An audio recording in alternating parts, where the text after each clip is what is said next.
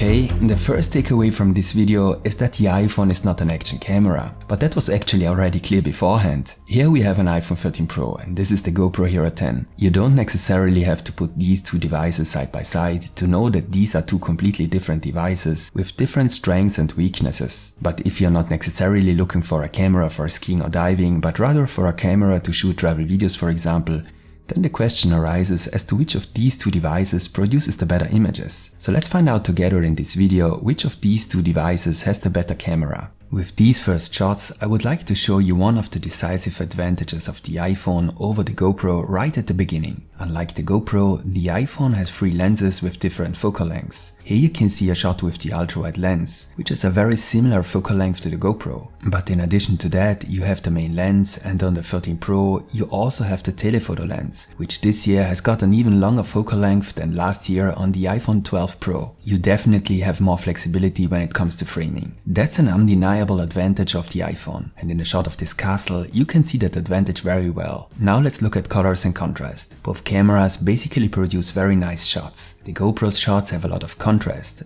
By the way, this shot was taken with the color profile natural, like most of the other shots. The iPhone shot on the other hand is much brighter in this case. It has much less contrast but a little more saturation. It also has this HDR look, also because the dark areas are brightened up a lot. Here you can see again the comparison with the different focal lengths. Also in this shot taken at dusk, you can see that the GoPro produces a very contrasty look with a lot of punch. The iPhone shot is much brighter overall. It also has more saturation, but as we have already seen, less contrast. Now let's take a closer look at the details. It's obvious that you could just change the lens on the iPhone to zoom in, but it could also be that the shot has already been taken. The fact is that the GoPro shoots at 5.3K. while the highest resolution on the iPhone is 4K. For a meaningful comparison, of course, only the ultra-wide lens of the iPhone is suitable. Let's zoom in a little further. Even at 200%, you can see that the GoPro shot has a little more detail. At 600%, it becomes even more noticeable. Here, the higher resolution of the GoPro definitely makes a difference. Because it is not only more digital sharpness, there are also clearly more details, as you can see in the case of this mountain. The most important of all colors is the color of the skin tones. So let's compare a few shots with skin tones. This situation doesn't make it easy for the cameras. The brown color of the shed in the background seems to make it difficult to find the right white balance. The iPhone's shot is noticeably warmer than the GoPro's. The iPhone also reproduces the color of the skin much better. In the GoPro shot, the skin tone clearly drifts towards the reddish. In this case, I like the skin tones of the GoPro better than before. However, the high contrast look is not quite optimal for the skin tones. Any impurity is naturally more noticeable. I would never have noticed that I had such impure skin. Therefore, I prefer the iPhone's shot. My skin looks softer and I immediately look much younger. Well, at my age, you have to pay attention to that. Regardless, both cameras capture the color of the skin tones quite well. A very important aspect of the image quality of a camera is the dynamic range.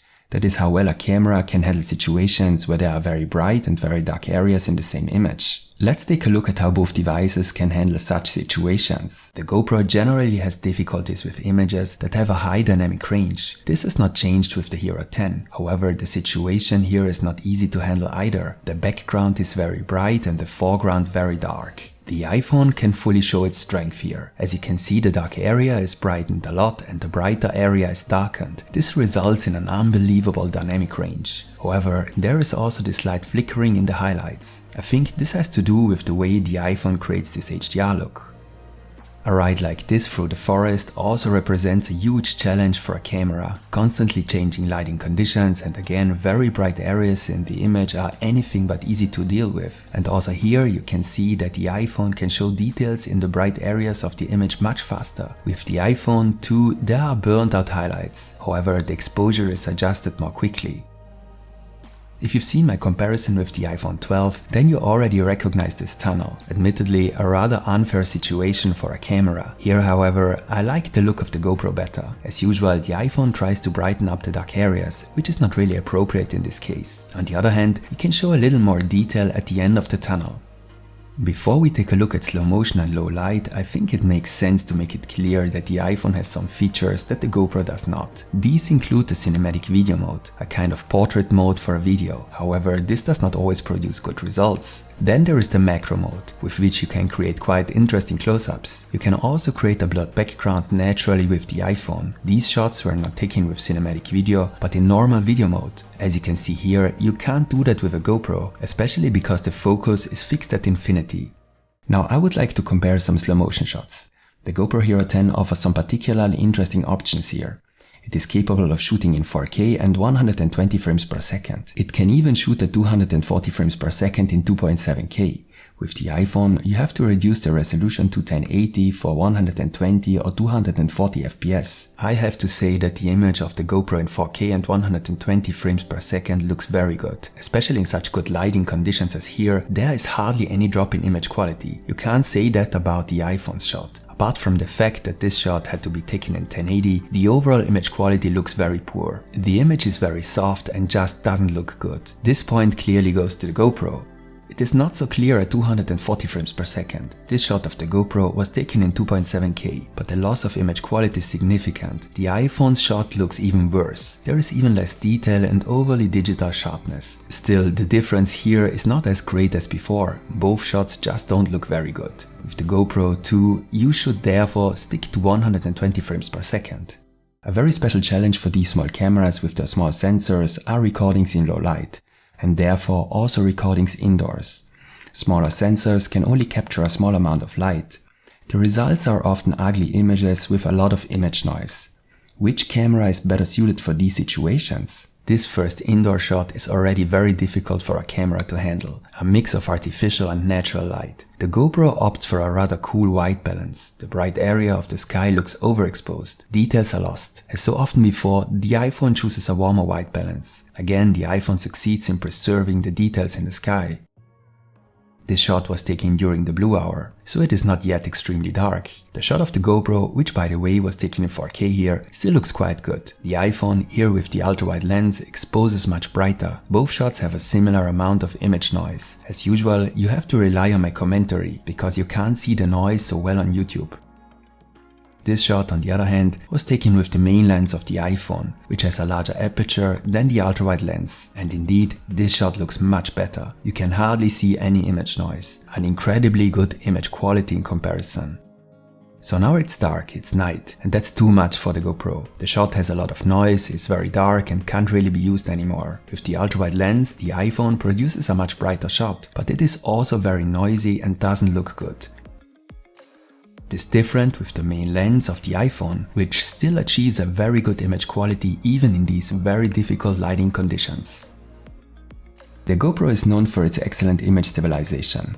Let's take a look at how well the iPhone can keep up with the stabilization. Let's start with a simple pan. Both cameras have no difficulties with this. Camera shake is perfectly compensated. It is similar with this lateral pan. Again, pay attention to the dynamic range. In this case, I did a cinematic dolly forward, trying to produce as little shake as possible. The iPhone shot was taken with the ultra-wide lens. In this case, you can barely tell the difference. The GoPro perhaps compensates a little better for the slight up and down movements when walking. However, this may just be imaginary. The difference is hardly noticeable. This, on the other hand, is a shot taken while walking. In contrast to before, I did not try to avoid camera shake, so there are clearly stronger up and down movements. The iPhone can no longer keep up. There is much more camera shake than with the GoPro. The Hero 10, whose stabilization is set to high here, is much better at compensating for the movements. Here you see the same test when walking, taken with the main lens of the iPhone. You get the impression that the iPhone's main lens can keep up better than the ultra-wide lens. The iPhone's main camera, unlike the ultra-wide camera, features optical stabilization of the lens and stabilization of the sensor. Let's make it a little more difficult, here when running. In this case, I use the maximum stabilization level boost on the GoPro. Normally, I prefer high because boost leads to a stronger crop. Here you can see a shot of the iPhone with the ultra-wide camera as a comparison. It can't keep up by far. So let's try it with the main camera. The main camera can't compensate well for the strong movements either and can't compete with the GoPro in any way. Especially if you want to use the cameras for shooting travel videos, the audio quality is also important. Here you can hear a few recordings of my voice. which now comes alternately from the iPhone and the GoPro. And by the way, if you're interested in more tests and tutorials on the Hero 10 and the iPhone 13 Pro, don't forget to subscribe to the channel. For current prices for the iPhone 13 Pro and the Hero 10, as well as for my favorite GoPro and iPhone accessories, I've put a few links in the video description. It's clear that in this comparison, audio quality is probably more important when recording outdoors than when recording in an office. So we better go outside. Good, now I'm outdoors. Especially with a GoPro, you will probably shoot outdoors most of the time. At least that's what I would recommend. You should not forget that the GoPro is waterproof up to 10 meters. The housing has to be built accordingly. I think that is probably not very helpful when it comes to audio quality.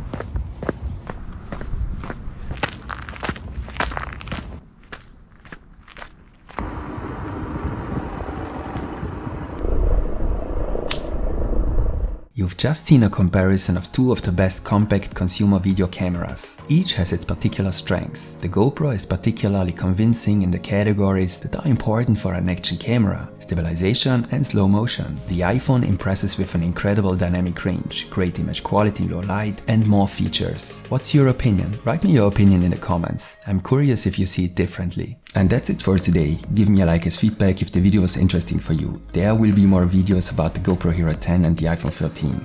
So stay tuned and see you next time.